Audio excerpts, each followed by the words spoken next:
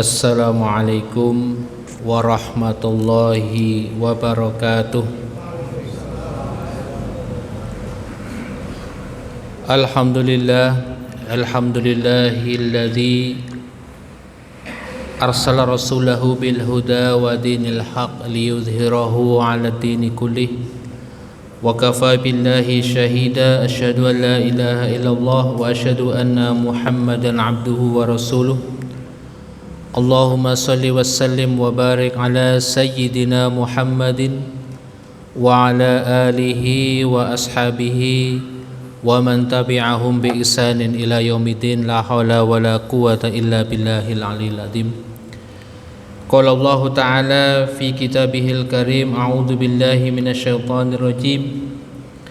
وَلَنَبْلُوَنَّكُمْ بِشَيْءٍ مِّنَ الْخَوْفِ وَالْجُوعِ وَنَقْصٍ مِّنَ الْأَمْوَالِ وَالْأَنفُسِ وَالثَّمَرَاتِ وَبَشِّرِ الصَّابِرِينَ الَّذِينَ إِذَا أَصَابَتْهُم مُّصِيبَةٌ قَالُوا إِنَّا لِلَّهِ وَإِنَّا إِلَيْهِ راجعون. Shadaqallahul adzim. Ma'asyiral muslimin jamaah Masjid Al-Furqan rahimakumullah. Alhamdulillah, atas izin Allah Subhanahu wa ta'ala kita dapat hadir bersama di dalam masjid yang kita cintai ini. Tentunya tidak lain dan tidak bukan dalam rangka kita ingin mendapatkan rahmat dari Allah Subhanahu wa ta'ala dengan mensyukuri atas nikmat yang telah diberikan, dan kita pergunakan sebaik-baiknya untuk kita bersama-sama melaksanakan ibadah di bulan suci yang penuh berkah ini. Semoga Allah Subhanahu wa ta'ala menerima amal kita mulai dari puasa pertama hingga hari ini. Amin ya rabbal alamin.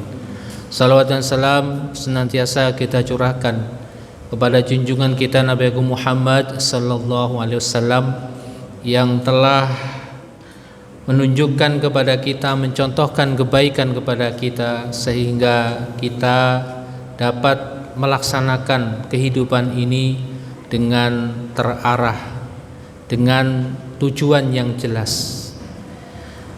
Bapak Ibu jamaah rahimakumullah, pada kesempatan malam hari ini saya akan menyampaikan satu tema, yakni makna tentang kesabaran. Kita sering mendengar kata sabar, bahkan kita juga mudah untuk mengatakan kata sabar ini tatkala saudara kita atau siapapun yang tertimpa musibah untuk kita beri nasihati sabar. Namun tentu sabar ini adalah sesuatu yang mudah diucapkan tetapi berat atau sulit untuk dilaksanakan. Tapi bukan berarti kita tidak bisa mencapai ke situ. Karena sabar ini oleh para ulama ini tidak hanya ditempatkan pada keadaan di mana kita itu mendapatkan musibah. Kata sabar ini memang sering kita pergunakan untuk seorang yang ketika dia mendapatkan musibah. Bahkan dalam doa tarawih yang kita baca tadi itu wa 'alal bala'is sabirin. Ya Allah, ya, mudah-mudahan kami dijadikan termasuk hamba yang sabar terhadap bala atau bencana musibah yang menimpa kita. Tetapi sabar itu adalah melakukan sesuatu yang tidak melanggar syariat dengan dia tetap istiqomah menjalankan perintah Allah. Karena terkadang orang itu ketika mendapatkan sesuatu atau sedang melaksanakan sesuatu itu dia tidak mampu untuk mengerjakan sesuatu yang memang di situ melanggar garis-garis Allah. Misalnya orang itu kena musibah, mungkin hilang benda yang berharga dan sebagainya. Ketika dia orang yang sabar, maka dia sadar bahwa yang dimilikinya itu adalah milik Allah, dan dia tetap kepada sikap di mana dia tidak melanggar aturan Allah. Kadang ketika orang dalam kondisi seperti ini kan ada masukan, ada orang memberikan ini dan sebagainya. Udah pergi ke dukun saja, udah cari orang pintar saja supaya barangnya ketemu. Kalau kemudian dia tidak sabar, maka dia akan menempuh jalur itu. Tapi karena dia sadar inna lillahi wa inna ilaihi rajiun, bahwa dirinya dan segala yang melekat, apa yang ada pada dirinya itu milik Allah, maka ya sudah, memang Allah telah memberikan keputusan yang seperti ini, dia ridho dengan keputusan dari Allah Subhanahu wa ta'ala. Ini sabar dalam menghadapi musibah. Nah, sabar yang kedua adalah sabar ketika melaksanakan kewajiban. Ketika orang itu melaksanakan kewajiban, dia akan digoda, akan dituntut untuk sabar. Karena ketika dia melaksanakan kewajiban, ada saja gangguan-gangguan yang membuat dia itu untuk tidak atau bahkan mungkin melepaskan kewajiban itu. Maka sabar yang kedua ini juga dinilai sebagai berpahala yang besar karena dia sedang mentaati dalam kewajiban. Misalnya dia sebagai seorang pemimpin, ya, dia punya kewajiban bahwa pemimpin harus jujur. Tapi lihat kenyataan di lapangan, ada hal-hal yang menggoda dia untuk tidak jujur, bahwa kejujuran yang dia harus tegakkan itu wajib.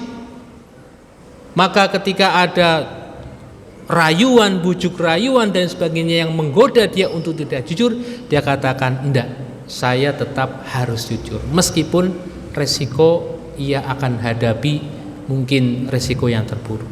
Tapi dia yakin bahwa kesabarannya itu akan diganti dengan oleh Allah Subhanahu wa ta'ala dengan sesuatu yang baik. Dan sabar yang terakhir adalah sabar dalam meninggalkan kemaksiatan. Biasanya orang kalau sudah berhijrah, yang tadinya misalnya kayak perempuan misalnya, dia hijrah, dulu mungkin pakaiannya terbuka, yang kemudian tahu, ngaji, paham bahwa hukum berjilbab itu wajib, dia pakai hijab. Dia putus komunikasinya dengan teman-temannya yang mungkin akan bisa mengganggu terhadap hijrahnya dia. Tapi satu saat dia ketemu, bahkan mungkin teman-temannya ngajak untuk melakukan sesuatu yang bisa melepaskan jilbabnya, dia dituntut untuk sabar di situ. Karena apa? Ketika itu dia lepas atau masuk ke dalam wilayah di mana dia hijrah, dia mungkin dunianya terputus, mendapatkan ini dia tadinya mudah, tapi ketika dia berjilbab tidak, maka dia digoda mendapatkan ujian kesabaran. Oleh karena itu puasa ini termasuk melatih kesabaran, bahwa untuk hal yang dibolehkan saja kita sabar untuk menantinya nanti pada saat maghrib, apalagi yang haram. Bukan berarti kemudian yang haram lalu setelah maghrib itu boleh, tidak. Artinya apa? Sesuatu yang halal saja mampu dia tahan, tentunya yang haram pun dia sungguh sangat mampu untuk menahan itu. Oleh karena itu Bapak Ibu sekalian yang berbahagia, maka dalam kesempatan malam hari ini kita tentunya berharap kesabaran itu senantiasa melekat di dalam diri kita, diberikan oleh Allah Subhanahu wa ta'ala, agar senantiasa kita bersabar, tentunya sabar dalam menghadapi musibah, sabar dalam melaksanakan kewajiban, dan yang ketiga sabar di dalam meninggalkan kemaksiatan. Mudah-mudahan Allah Subhanahu wa ta'ala menguatkan diri kita sehingga menjadi hamba-hamba yang sabar. Amin ya rabbal alamin. Demikian yang bisa saya sampaikan dalam kesempatan yang berbahagia ini. Mohon maaf atas segala kekurangan dan khilafan. Aqulu qouli hadza, aqulu afan minkum, bila taufiq hidayah. Assalamualaikum warahmatullahi wabarakatuh.